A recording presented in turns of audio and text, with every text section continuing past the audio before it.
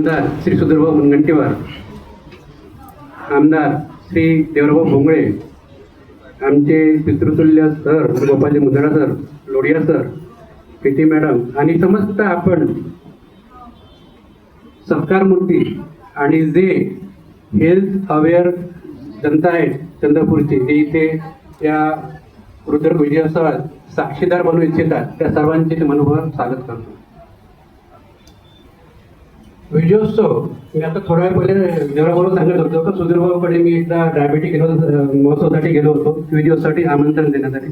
भाऊ म्हणाले की विजयोत्सव नेमकं काय, म्हणजे ते थोडंसं कन्फ्युजन होतं किंवा आम्ही दीपोत्सव पाहतो, दुर्गोत्सव पाहतो, पण हा विजयोत्सव काहीतरी वेगळा आहे.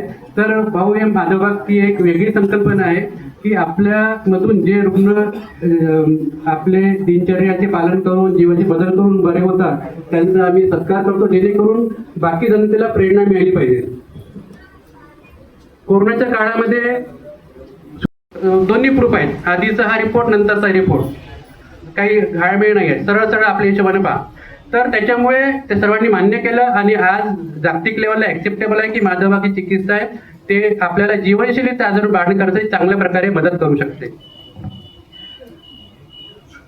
सुधीर भाऊ या कार्यक्रमाला सुधीर भाऊ सांगायची मला वाटते गरज नाही आहे, तरी पण काही गोष्टी मी सुधीर भाऊ सांगतो की सुधीर भाऊ जरी समाज क्षेत्रात आहे, सामाजिक क्षेत्रात कार्य करतात, एक उत्कृष्ट पॉलिटिशियन म्हणून पण आहेत, पण सुधीर भाऊची जवळपास मॅक्झिमम फॅमिली ही डॉक्टर आहेत. इव्हन बाबा पण डॉक्टर होते, आमच्या कितीतरी प्रोग्रामला आम्ही बाबांना बोलवत होतो. सुधीर भाऊचं क्षेत्र कोणते असो, मंत्री कोणतेही असणार, पण सुधीर भाऊचं आरोग्य क्षेत्रात विशेष सहभाग आणि विशेष त्यांची एक रुची आहे.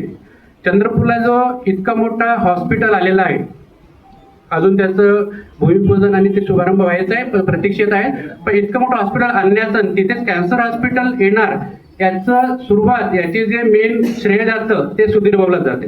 त्याच्यासाठी मी सर्वांना विनंती करतो की जोरदार काळात सुरुवात व्हावी. इतकं मोठं हॉस्पिटल कॉलेज आपल्या चंद्रपूरला लाभलेलं आहे.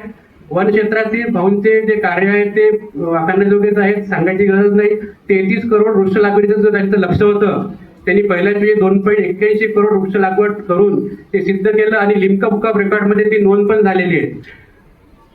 भाऊच्या जे त्यांचे जे अचिव्हमेंट आहेत ते बोलायला गेलं तर पुढचं एक तास पुरणार नाही. मी खूप जास्त भाऊविषयी बोलत नाही. 2015 मध्ये पण भाऊला बेस्ट परफॉर्मिंग पॉलिटिशियन म्हणून एक अवॉर्ड मिळाला होता, जो आफ्टरनून वाईज यांनी दिलं.